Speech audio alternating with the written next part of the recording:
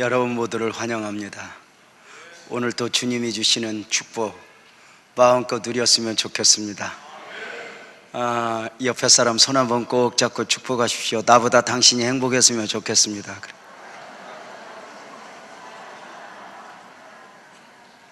묻겠습니다. 지난 한 주간 여러분의 삶은 어떠셨습니까? 오늘은 어떠십니까? 펼쳐지는 한 주간은 또 어떠실 것 같습니까? 깊은 샘에서 생수가 솟아나듯 시편 23편에서 솟아나는 은혜는 그만 멈추고자 해도 멈출 수 없을 만큼의 깊은 배력이 있습니다.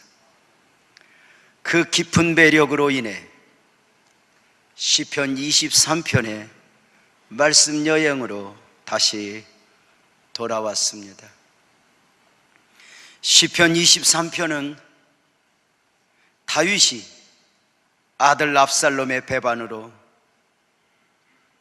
내일 먹을 양식도 없이 예루살렘 보좌에서 밀려나는 가운데 눈물을 흘리며 고백한 노래라 했습니다. 여호와는 나의 목자시니 내게 부족함이 없으리로다. 부족함이 없다고 고백한 것이 아니었습니다. 너무 많이 부족한데, 너무 많이 고통스러운데, 그래서 눈물을 흘리는데 그 입으로는 부족함이 없다고 고백하는 것입니다. 신앙인으로서 모든 환경 앞에서 그 입술이 무너지지 않는 영성입니다. 그 말하는 것을 보라 합니다.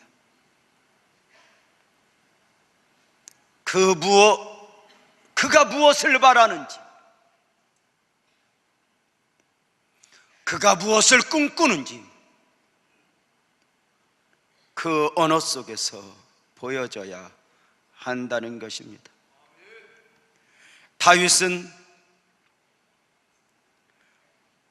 아들 압살롬에게 밀려나는 중에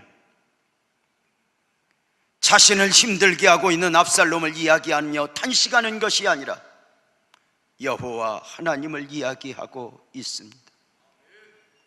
지금 쫓겨나고 있지만 쫓겨나는 것을 이야기하는 것이 아니라 하나님의 인도를 이야기하는 것입니다. 자신은 지금 쫓겨나는 것이 아니라 목자 되신 여호와 하나님의 인도 가운데 있다는 것입니다. 마치 예수님이 로마 군병들에게 잡혀 끌려가시어 고난을 받고 채찍을 맞고 십자가에 높이 달리시어 유린당하는 것 같지만 예수님은 힘이 없어 끌려가는 것이 아니었습니다. 하나님의 뜻에, 하나님의 섭리에 자신을 내어 맡긴 것입니다. 다윗은 철저하게 영혼 중심의 사람이었습니다.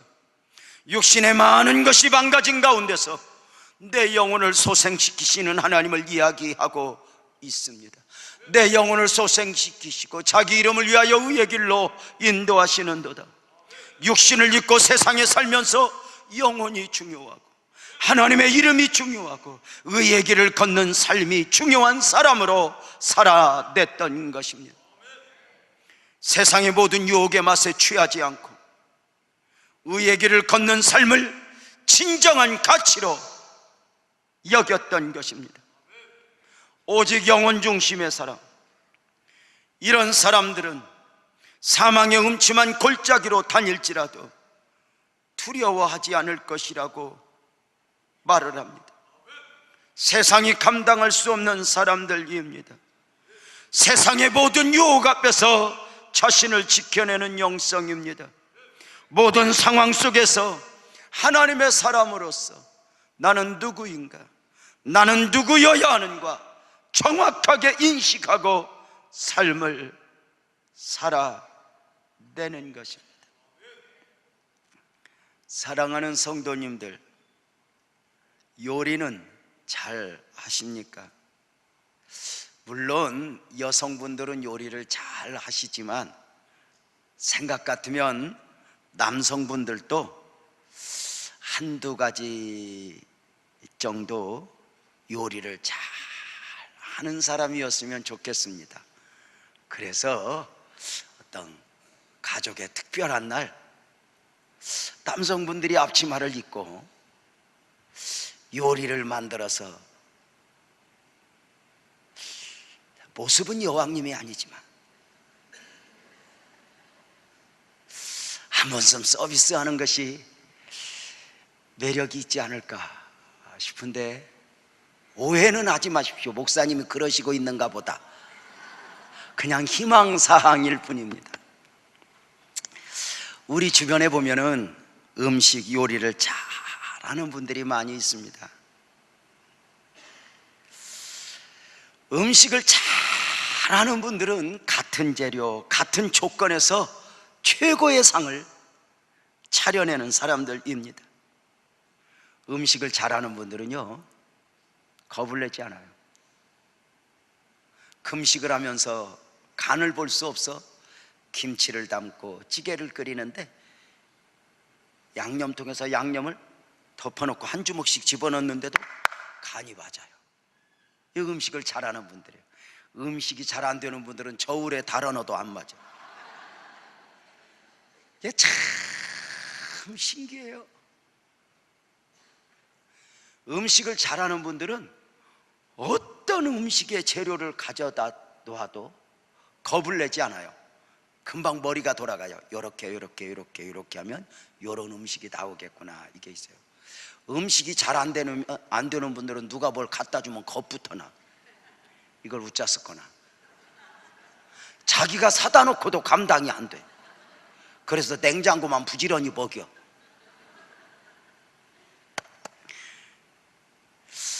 음식을 잘 만들어내는 사람들은 음식 재료를 탓하지 않죠. 그 재료가 어떤 재료이든지 기가 막힌 음식을 만들어내는 솜씨가 있기 때문이죠. 음식뿐이 아니라 우리 주변에 보면 자신의 삶을 잘 만들어내는 분들이 있어요. 더 나은 조건이나 더 나은 환경이 아닌데도 행복의 삶을 살아가는 거예요. 어렵게 사니 어려워야 할 것 같은데 넉넉한 삶을 만들어내는 거예요. 반면에 환경은 부러울 것이 없음에도 이상하리만큼 행복을 잃어버린 분들도 많이 있어요.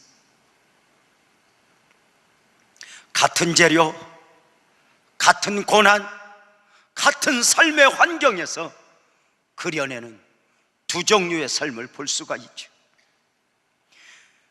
같은 환경에서 최고의 삶을 만들어내는 분들도 있고 최악의 삶을 만들어 안타깝게 살아가는 사람들도 있는 것입니다. 음식을 잘하는 분들은 재료를 탓하지 않는다 했습니다. 지금 여러분의 삶은 행복입니까? 아니면 불행입니까? 행복이라 생각하신다면 그 원인은 무엇입니까? 불행이라 생각하신다면 그 원인은 무엇입니까? 지금 여러분의 삶에서 환경을 탓하고 사람을 탓하면서 아무리 자신을 합리화시켜도 어쩌면 여러분의 삶은 삶의 재료의 문제가 아니라 삶의 솜씨의 문제일 수 있다는 사실을 아시는지 모르겠습니다. 지금 여러분이 힘들어하는 그 재료, 불평하는 그 재료, 힘들어하는 그 사람, 불평하는 그 사람, 마음에 들어하지 않는 그 환경이 다른 사람에게 주어졌다면 어쩌면 감사로 최고의 삶을 살아낼 수 있을 것입니다. 안산의 교회가 950의 교회입니다.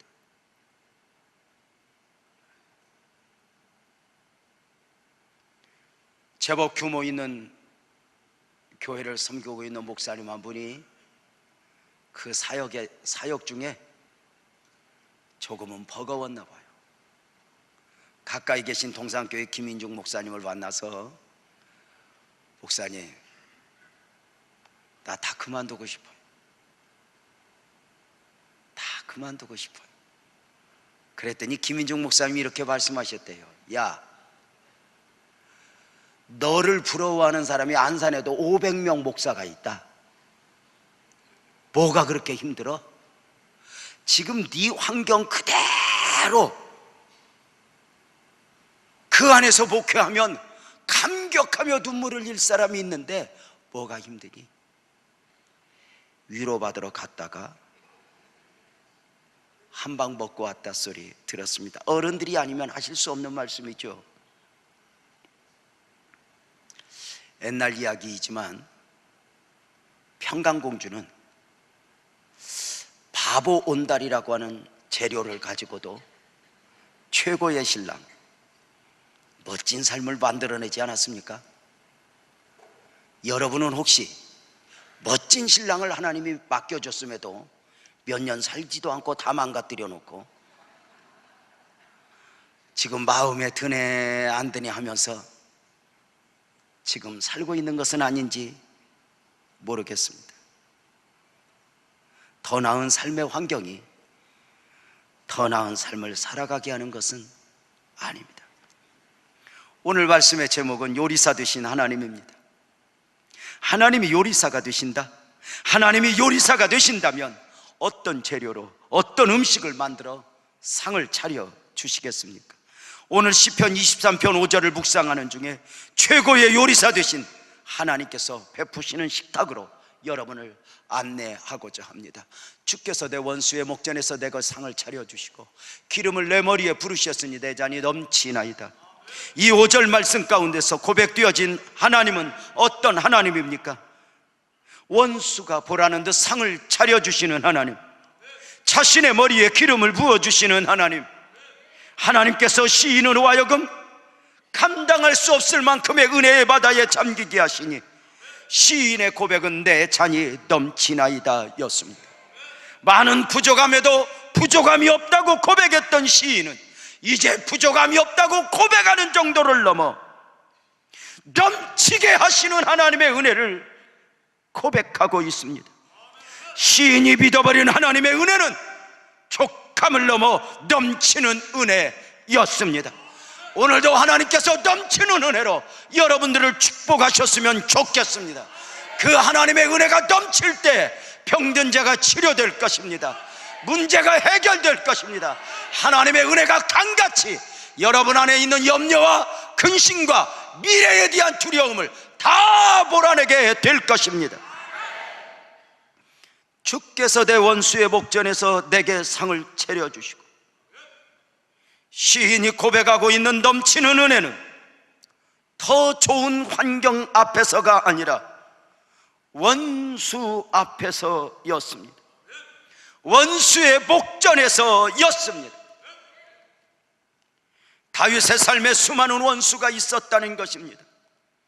하나님께서 다윗의 삶에 하나님의 섭리, 하나님의 비전을 담아두신 만큼이나 다윗을 망가뜨리고 다윗의 영혼을 황폐하게 만들려는 악한 권세들이 많이 있었습니다. 다윗의 삶의 목자가 되어주신 하나님의 목적은 무엇입니까?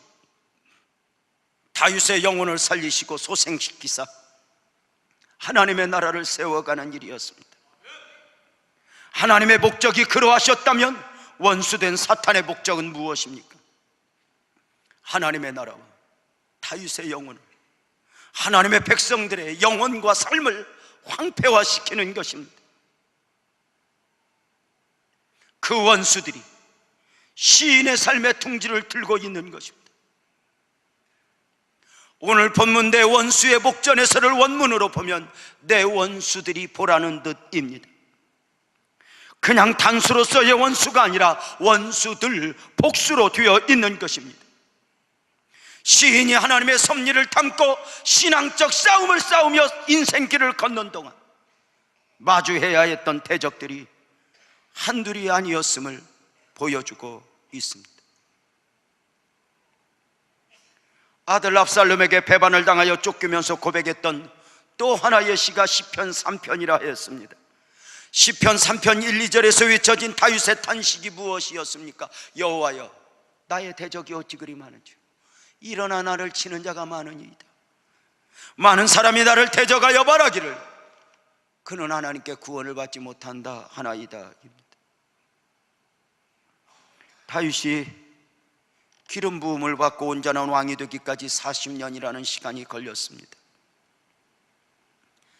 그 가정 가운데 얼마나 많은 사람들의 문제, 얼마나 많은 환경들의 고개를 넘어야 했겠습니까? 저절로 되어지는 일은 아무것도 없는 것입니다.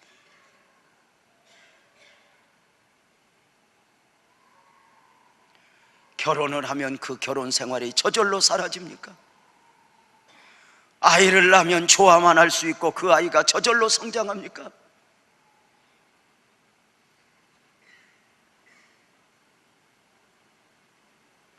아까 2부 예배 마치고 한 엄마가 사랑하는 딸을 데리고 와서 기도를 받습니다. 초등학교 4학년 아이가, 그 예쁜 아이가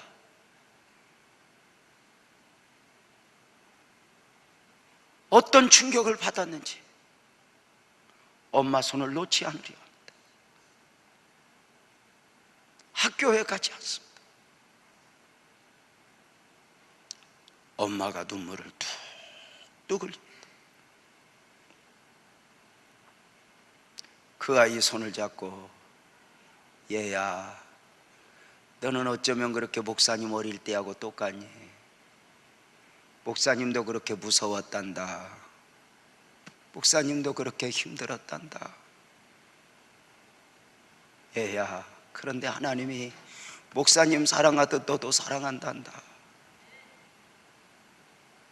애 눈가에 눈물이 핑 돌아요.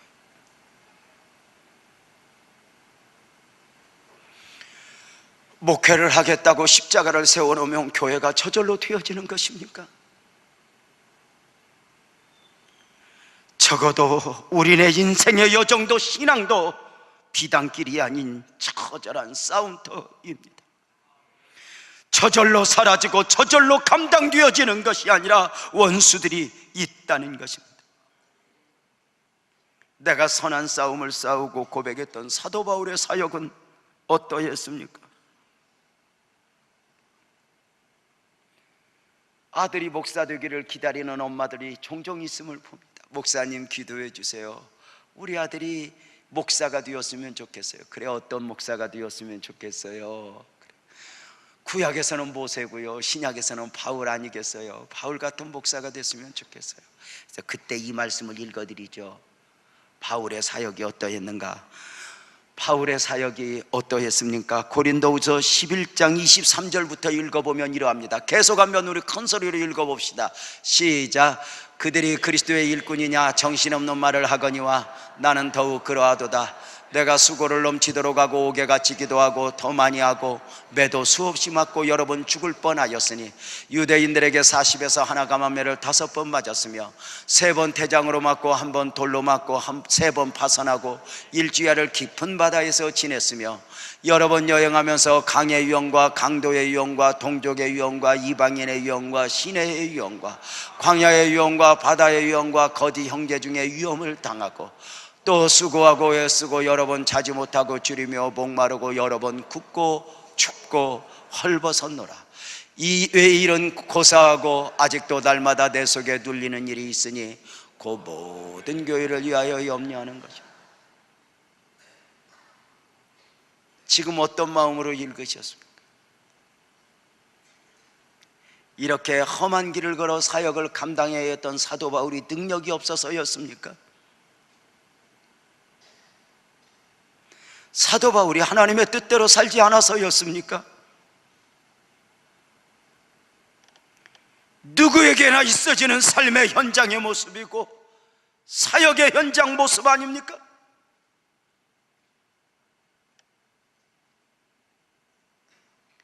이 말씀을 읽으면서 하나님이 함께 하셨음에도 불구하고 강도의 위험을 수없이 만나야 했고, 강을 건너 강의 위험을 수없이 만나야 했고, 또한은 거짓 형제 중에 위험을 당해야 했다 했으니 아세요? 바울 사도 곁에는 브리스길라와 아굴라처럼 섬기는 사람만 있었던 것이 아니라 사기꾼들도 함께 붙어 있었다.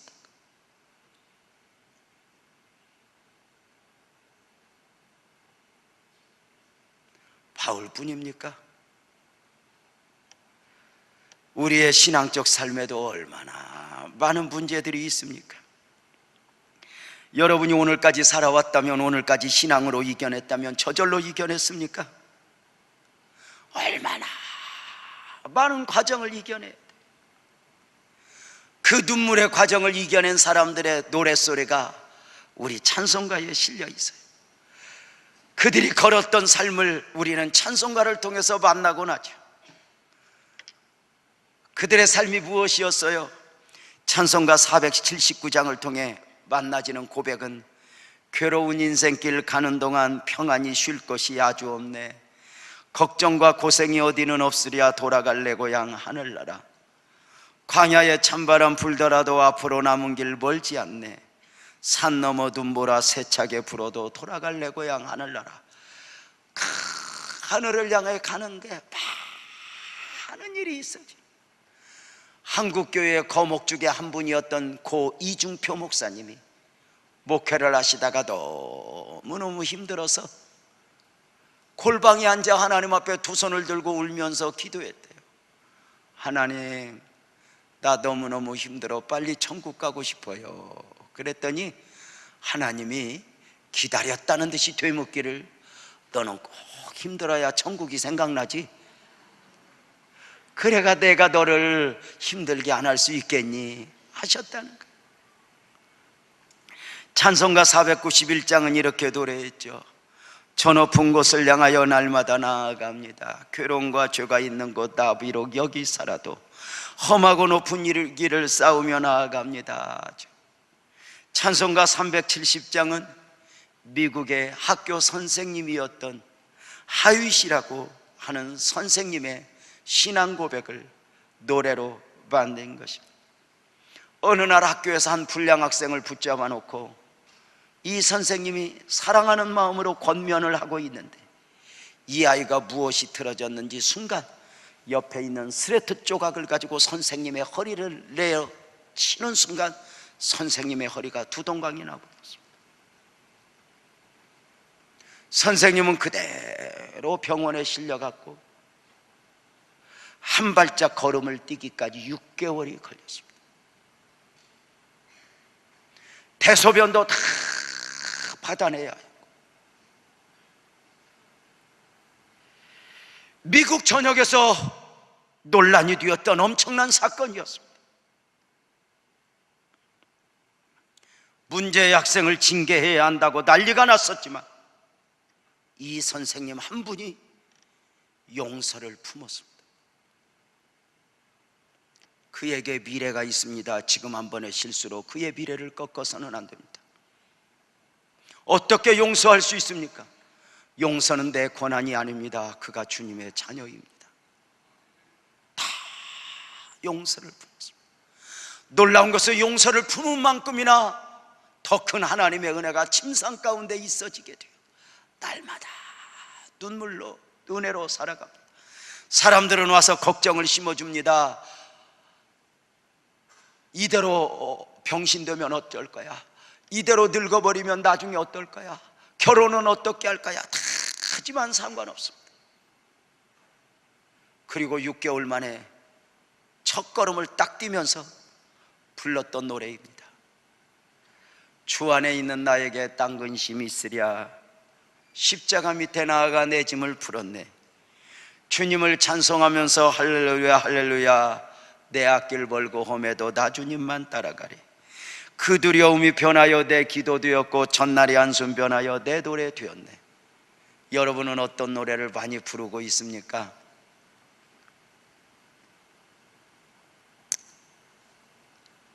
저는 목회하다 힘들 때 기도하는 중에 참 많이 불렀던 노래가 있습니다.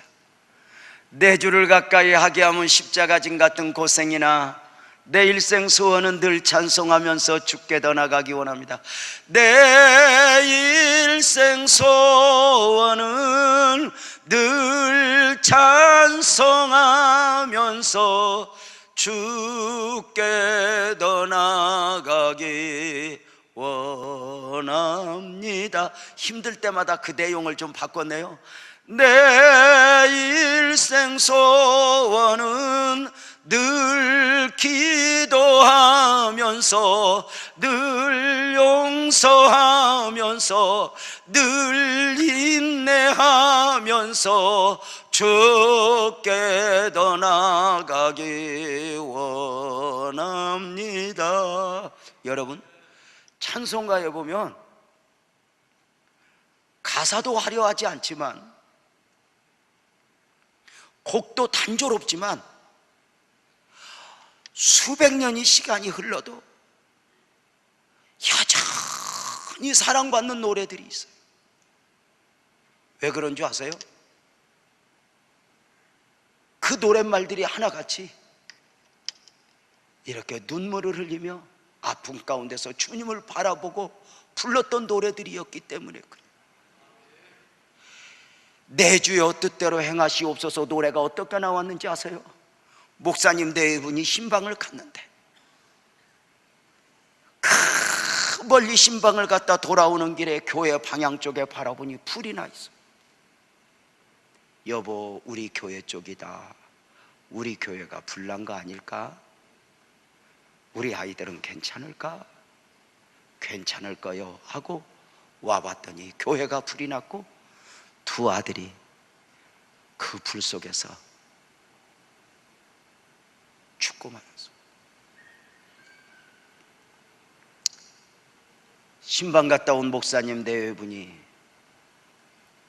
그 불에 타 죽은 두 아들을 끌어안고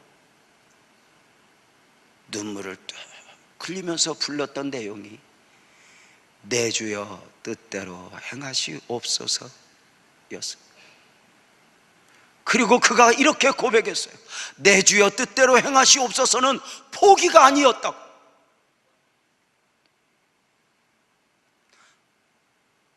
하나님의 뜻은 나 생각보다 우월하기에 하나님께 모든 걸 내어 맡긴 거라고. 여러분 보세요. 한때 이 나라의 복음성가 CCM 노래들 중에 전국적으로 사랑받은 노래들이 참 많아요. 뭐 실로암, 어두운 밤에, 또 달리다굼 같은 거, 캄캄한 인생길, 뭐 이런 노래들은 정말 우리 마음을 흔들었어요. 그런데 신기해요. 일정 기간이 지나면 이 노래들이 마음에 닿지 않아요. 왜 그런지 아세요? 책상 앞에서 만들어진 노래라 그래요. 시편 23편이 여전히 우리 마음을 흔드는 이유가 뭐죠? 그가 행복할 때 불렀던 노래가 아니라 그 자신의 인생 중에 가장 공고한 인생의 시기에 신앙 고백을 담아 부른 노래이기에 여전히 세월이 흘러도 우리 마음을 흔들고 있죠. 여러분의 노래는 어떤 노래입니까? 우리 집에도 노래 만드는 여자가 하나 있습니다. 심하다 때마다 노래를 만들어내는데 1년이면 한 50개 만들어냅니다.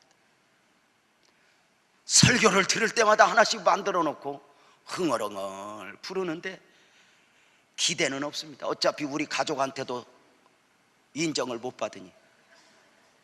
제가 이렇게 이야기하죠. 당신 노래는 안 돼. 왜? 노랫말은 좋지만 무슨 뭐 곡이 안 좋아서가 아니야. 아픔, 눈물, 그 가운데서 불리워진 노래는 달라.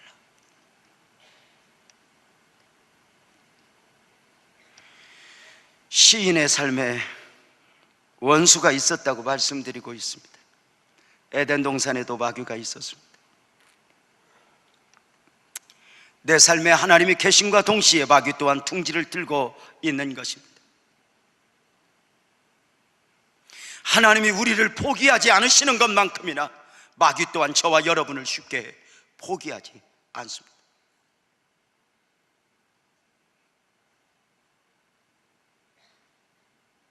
위대한 하나님의 축복과 역사 앞에 마귀는 손을 놓고 구경만 한 적이 없습니다. 우는 사자처럼 마귀는 언제든지 먼저 움직였고, 하나님의 사람들을 기차가 탈선하듯이 신앙에 더해려서 탈선을 시키곤 했습니다. 기도해야 하는 사람을 기도하지 못하게, 은혜 안에 살아야 할 사람들을 세상 맛에 취해버리게, 경건의 모양은 있으나 경건의 능력을 상실한 교인으로 만들어버리는 것입니다. 그 사단이 시인을 사망의 음침한 골짜기 가운데, 원수들 가운데 둔 것입니다. 사명을 담고 하나님의 섭리를 담고 살아가는 시인의 삶이 쉬웠겠습니까? 사울을 통한 시련의 골짜기는 쉬웠겠습니까? 아들 압살롬을 통한 시련의 골짜기는 쉬웠겠습니까? 이런 영적 시련 가운데 시인에게 있어진 영적 삶의 지혜는 무엇이었습니까? 하나는 모든 환경, 모든 사건 가운데서 신앙적 삶을 살아냈다는 것입니다. 시인은 더 잘 살고 더 높아지고 더 유명해지는 것이 삶의 목적이 아니었습니다. 그는 목자여도, 목동이어도, 왕이어도, 장군이어도 모든 현실 가운데서 하나님을 목자로 삼고 신앙을 지켜내고 사명을 지켜내는 것이 최고의 삶의 가치였습니다. 다니엘이 왜 왕의 진미를 거절할 수 있었습니까? 다니엘이 환경적 삶의 가치를 두었다면 왕의 진미를 거절할 수 없었을 것입니다. 사자굴에 들어가지 않아도 되었을 것입니다. 다니엘, 그는 오직 믿음으로 하나님의 사람으로 자신의 삶을 지켜내는 것, 이것만이 진정한 가치였습니다. 원수들 앞에서 다윗이 승리할 수 있었던 비결이 무엇인 줄 아십니까? 원수와 씨름한 것이 아닙니다. 놀랍게 원수 뒤에 숨어있는 진짜 원수 사탄을 본 것입니다. 사울이 자신을 죽이려 해도 사울에 매여서 허우적대지 않습니다. 사실은 사울은 불쌍한 존재였기 때문입니다.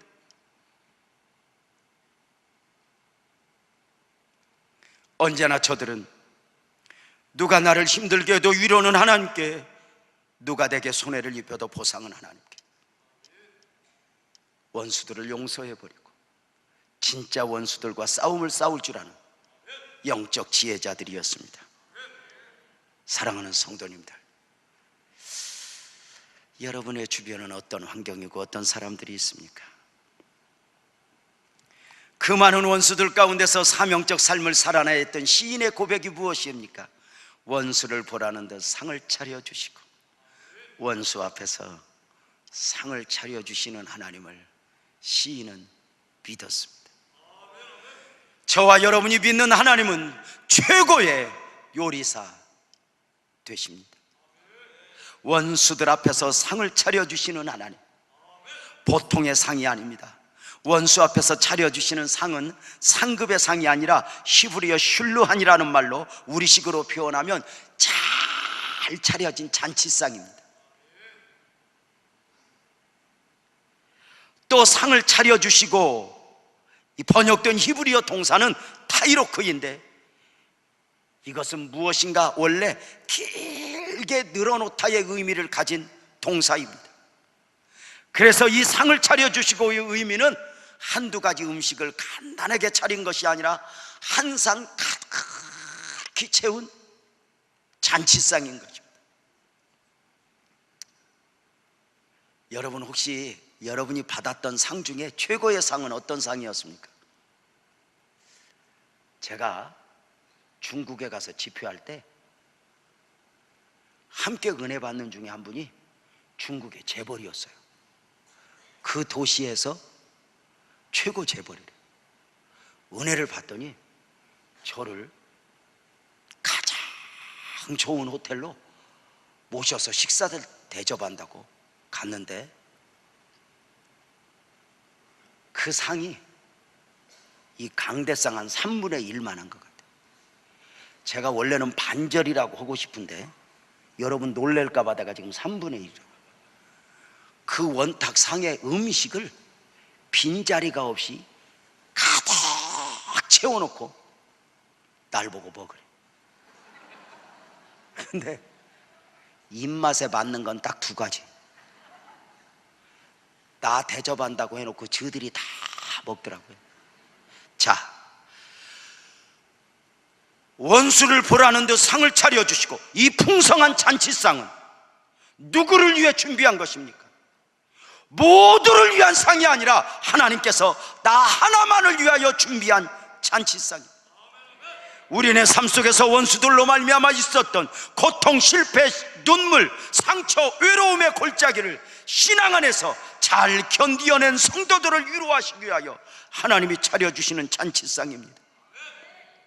우리가 신앙적 싸움을 싸울 때에, 질병과 싸워서 이겨내고자 할 때에, 문제와 싸워서 이겨내고자 할 때에 하나님은 당신의 사람들을 위해 잔치상을 준비하고 계셨던 것입니다. 시인에게 차려진 은하의 식탁은 아무에게나 주어지지 않는 최고의 요리사 되신 하나님이 준비해 주신 정찬이었습니다. 그런데 그 상을 받아든 시인이 그 식탁 앞에서 감동의 눈물만 흘리지 음식을 입에 넣지 못합니다.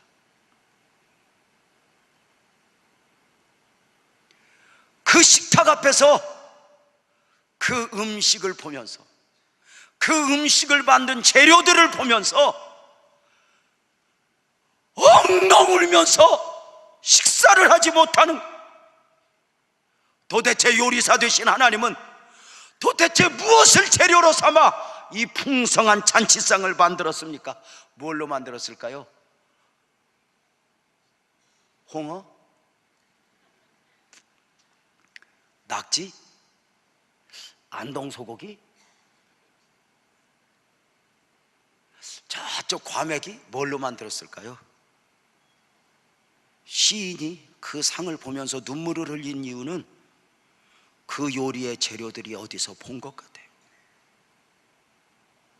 그 재료가 뭐였죠?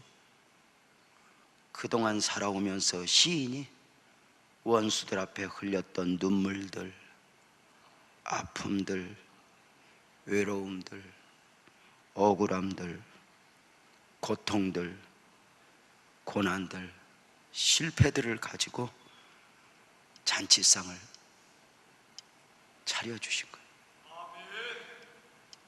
당시 원수 앞에서 실패의 눈물을 흘리면서 오직 믿음만 지켜놓았는데 요리사 되신 하나님이 그 눈물로 재료를 삼아 요리를 만들어 상을 차려주신 거예요. 그때 당시 원수들 앞에서 억울했지만 참아 인내했는데 그 참아 인내했던 것들이 하나님의 손에 재료가 되어 최고의 음식으로 만들어져 내 삶에 펼쳐져 진열되어 있는 것. 그때 손해를 보아 억울했는데, 그때 믿음으로 견뎠는데, 그때 어쩔 수 없이 용서해버렸는데 요리사 되신 하나님이 그것들로 재료를 삼아 최고의 상을 만들어내신 거예요. 원래는 재료가 몹쓸 재료였거든요. 원래는 우리 삶에 없어도 되는 것들이고 버려져야 할 것들이었거든요. 그런데 하나님이 그 아픔들을 통해서 상을 차려주신, 과연 하나님은 무엇으로라도 최고의 요리를 만들어내실 수 있는 하나님이셨어요. 요리사 되신 하나님에게는 그냥 버려지는 재료들이 하나도 없어요. 합력하여 선을 이루어내시는 하나님은 무엇이라도 만들 수 있는 최고의 요리사 되신 하나님이었어요. 그 하나님의 손에 들려지는 순간 목동이 왕이 되고 포로가 총리가 되었습니다. 오늘도 하나님은 우리네 삶에서 최고의 요리사 되기를 원하십니다. 최고의 요리사 되신 하나님은 오늘도 우리의 모든 삶을 향하여 너 혼자 힘들어하지 말고 나한테 맡겨라 하십니다. 베드로전서 5장 6절 7절은 그러므로 하나님의 능하신 손 아래서 겸손하라. 때가 되면 너희를 높이시리라. 너희 염려를 다 주께 맡겨라. 이는 그가 너희를 돌보십니다. 하나님은 오늘도 당신의 몸된 교회의 요리사가 되어주시고 성도님들 각자에게 요리사가 되어주시는 것 아닌가? 우리 교회 지난 25년 동안 참 많은 과정을 거쳐서 원곡동 지하성전에서 만났던 아픔은 아내의 질병이었어요. 혈액, 늑막. 그 과정은 짧은 시간이 아니었어요. 선부성전에서 만났던 아픔 중에 기억나는 것은 어느 날 성전 건축을 위해서 성전 부지를 샀다가 몽땅 사기를 맞아버린 거예요.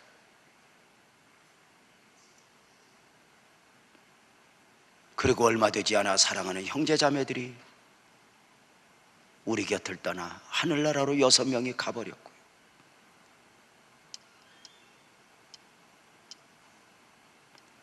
당시의 사람들은 빛나교회는 이제 끝났어. 저 교회 가면 부도나 사람 죽어. 저 목사는 목사가 안 돼야 되는데 목사 됐나 봐 하는 소식들이 많이 들려왔지만 그저 눈물로 함께 성도들이 자리를 지켜왔는데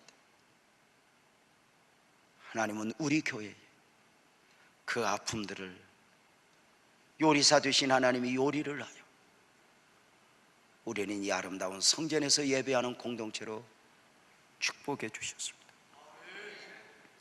어제 백운구 장로님 아들 결혼 주례를 위해 저 서울 신도림동에 다녀왔습니다. 저는 그 구로동 신도림동 이곳에 갈 때 가기만 하면 마음이 숙연해집니다.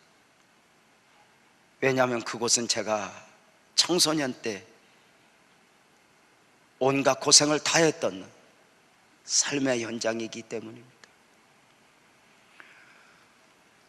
아버지가 5살 때 돌아가시고 어머니가 8살 때 돌아가시는 중에 거의 길거리에 내전지듯 살았죠. 중학교 1학년 다니다 말고 구로동 그쪽에 공장에 갔어요.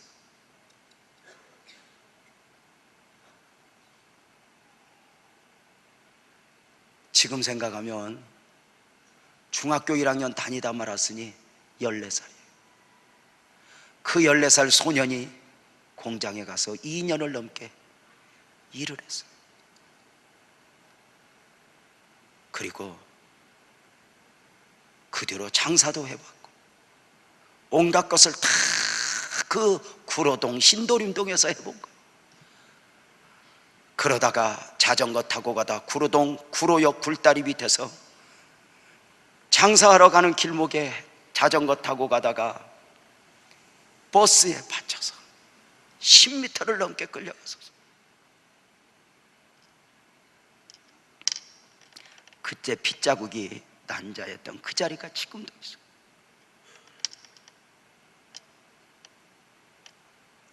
몇 년을 고생하는 중에 영양실조로 쓰러져 걸음을 걸을 수 없어서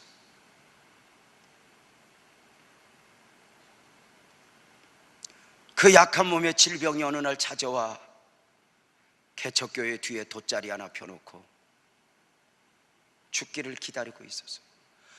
저는 그때 나이가 어려서 어디가 어떻게 아픈지도 몰랐어요. 그냥 이렇게 아픈 줄 알았어요. 그때 당시에 저를 섬겨줬던 사모님이 지금도 한 번씩 전화가 와요. 유 목사 건강 조심해. 왜요? 그때 유 목사 영양실조로 쓰러지면서 간도 다 망가졌었고 신장도 다 망가졌었어. 그때 다 신장 이식하라고 했었어. 그러던 유 목사가 지금 살아있는 거야. 그래.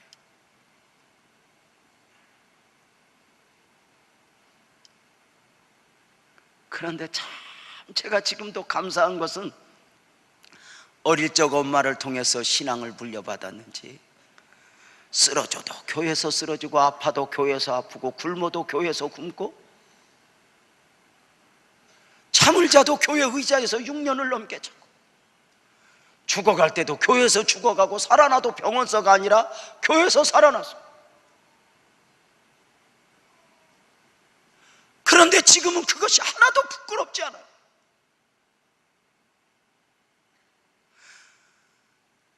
이 안타까운 유재명님 소년이라고 하는 삶은 요리사 되신 하나님의 손에 들려져 아름다운 요리를 만들어 하나님이 은혜를 베푸셨으니까. 중요한 것은 내가 차린 상이 아니라 하나님이 차려주신 상이어야 한다는 것. 내가 내 상을 차리려면 욕심으로 말미암은 엉뚱한 재료들이 들어가요. 미워도 해야 하고 나쁜 마음으로 행동도 해야 하고 인간적 요소도 들어가야 하니 여러분 아무리 재료가 좋아도 농약이 묻어 있으면 흙이 묻어 있으면 좋은 것으로 만들 수 없어요.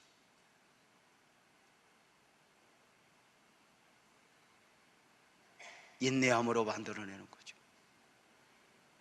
지금 내 삶이 이해가 되지 않아도 도대체 하나님은 내 삶을 통해서 무엇을 그려내고 있을까? 지난 금요일 날 제가 없어서 놀랐죠. 요즘 우리 성도들은요 제가 없어도 안 놀래요. 내가 들으니까 찾지도 않는데. 지난 금요일 날 사실은 저 파주 세계로교회 금난교회 주성민 목사님 교회에 가서 예배를 인도해 주고 왔어요. 함께 앉아 대화하는 중에 목사님 복 받으셨어요 했더니 그 목사님이 이렇게 말씀하셔요. 목사님, 이 아름다운 목회 현장은 나만의 힘이 아니에요. 우리 엄마 아버지가 눈물로 심었어요. 그랬군요. 우리가 그 엄마 아버지를 알잖아요. 주성민 목사 중학교 때 시골에서 목회하던 엄마 아빠, 주성민 목사가 그 어린 소년이 보는데 장로님이 아빠 목사님 교회에서 나가라고 멱살을 잡고 패대기를 쳐서 얼굴이 다 까져서 피가 난자한데도 그 목사님 저 장로님 나쁘다 이렇게 말씀하지 않고 손을 꼭 잡고 눈물을 흘리면서 성민아 너는 큰 목사 돼야 된다. 중학교 때 어머니가 백혈병으로 돌아가셔서 고생 많으시다 돌아가신 그 어머니가 아들을 가슴에 안고 너는 큰 목사가 돼야 된다. 눈물로 기도했다. 결국 아버지 목사님도 스트레스를 받았는지 암으로 돌아가셨어. 그런데 누구도 원망하는 것을 본 적이 없대. 그 아들을 끌어안고 너는 큰 목사가 돼야 된다. 엄마 아버지의 사역만 보면 정말 불쌍한 사역이었지만 그 아픔들이 요리가 돼요. 아들의 사역의 현장에서 아름다움으로 보여주고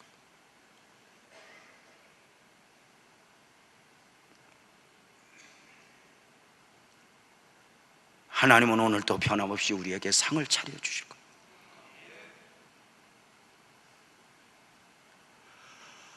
지금 우선의 실패, 우선의 아픔이 있다고 해서 끝난 건 아니에요. 여러분, 진짜 시인의 감격이 뭔지 아세요? 식탁 앞에 있는데 먹을 수 없는 것은 요리사 되신 하나님이, 고급 식당 가보셨나? 고급 식당 가면 음식을 던져주고 먹으라고 하는 것이 아니라 음식 하나하나 설명을 합니다. 가본 표정을 해야 돼. 고급 식당 가면 음식을 가져다 놓고, 손님, 이 장아찌는 우리 집에 장독에서 3년 묵은 겁니다. 매실로 조미료를 넣지 않고 잘 만든 음식입니다. 맛있게 드세요. 하여튼 설명이 복잡합니다. 우리 하나님이 시인에게 잔치상을 차려주시고 한 음식 한 음식을 설명합니다. 다윗아, 이거 그때 네가 사울에게 쫓겨다니면서 울었었지? 바로 그것으로 만든 음식이야.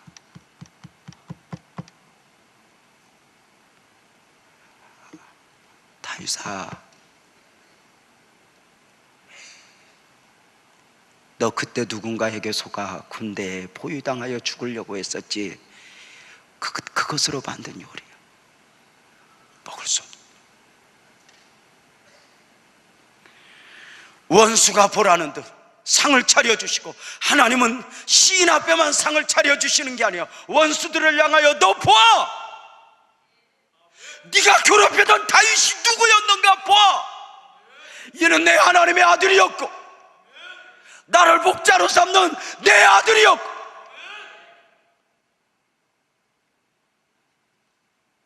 원수들이 보는 건, 놀라는 건 뭐죠? 언제든지 괴롭힐 수 있을 줄 알았는데 아닌 거예요.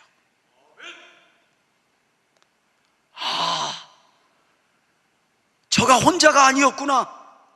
하나님이 저들과 함께였구나.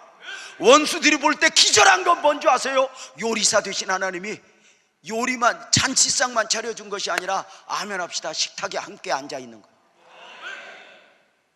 자격 없는 시인에게, 사마리아 여인에게, 삭개오에게 내가 오늘 너의 집에 유하여야겠다, 함께 앉아 요리를 설명하며 눈물을 닦아주신 하나님의 은혜를 아십니까? 선부정전에서 목회할 때 너무너무 힘들 때 눈에 침물이 나도록 울어본 적이 있습니다. 그때 하나님이 저에게 주셨던 음성, 재명아, 네가 하늘나라 오면 내가 네 눈물부터 닦아줄게 였습니다.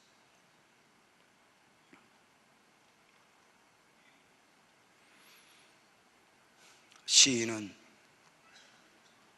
원수가 보라는 듯 상을 차려주실 하나님을 이야기하고 있습니다. 오늘 여러분에게 어떤 고난이 있고 어떤 아픔이 있습니까? 그 환경 속에서 여러분의 삶은 어떠했으면 좋겠습니까? 오늘 또 이 말씀을 드리면서 하나님은 여러분에게 무엇이라 말씀하시는 것 같습니까? 우리 함께 찬송 하나 하고 말씀 마무리하려고 합니다. 주님 손잡고 일어서세요. 왜 나만 겪는 고난이냐고. 우리 함께 믿음으로 기도하는 마음으로 찬송합시다.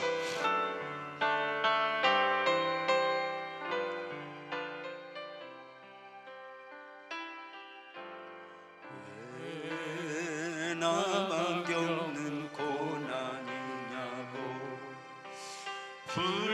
불평하지 마세요. 고난의 뒷면에 있는 주님이 주실 축복 미리 보면서 감사하세요.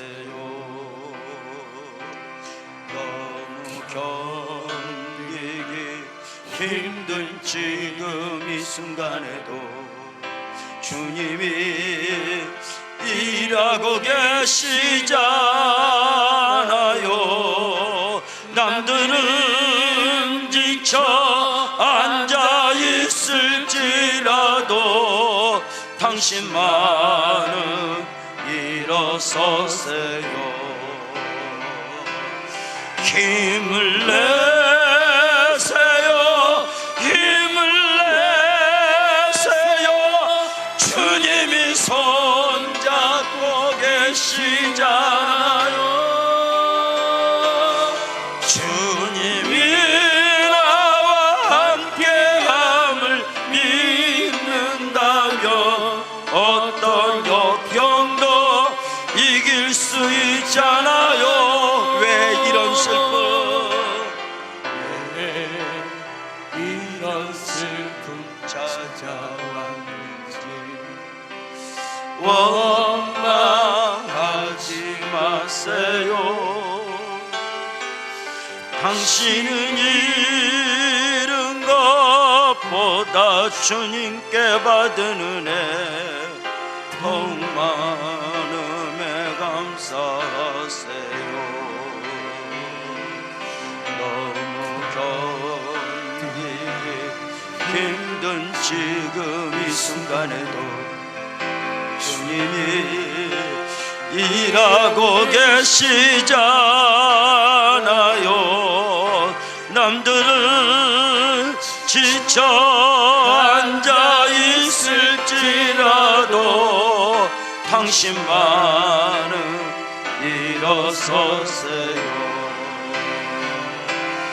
힘을 내세요, 힘을 내세요. 주님이 손잡고 계시잖아요. 주님이 나와 함께함을 믿는다면 어떤 고난도 견딜 수 있잖아요. 힘을 내세요, 힘을 내세요, 힘을 내세요. 주님이 손잡고 계시잖아요.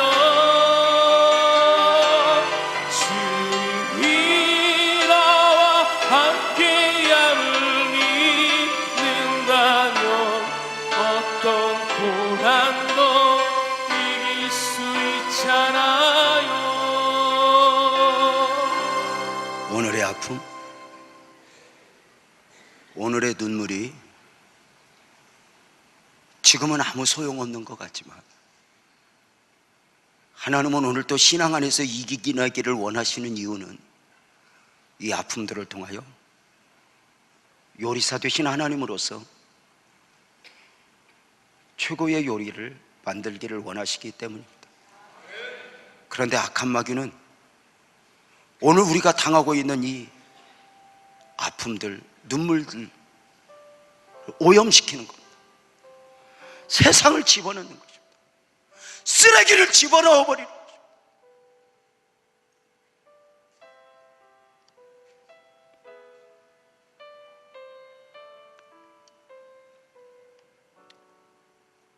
하나님은 절대 모르지 않습니다. 내가 더 알아. 그리고 여러분의 손을 오늘 또 잡아주기를 원하십니다. 나 하나만을 위한 그 상 내가 준비하고 있단다. 기도하겠습니다.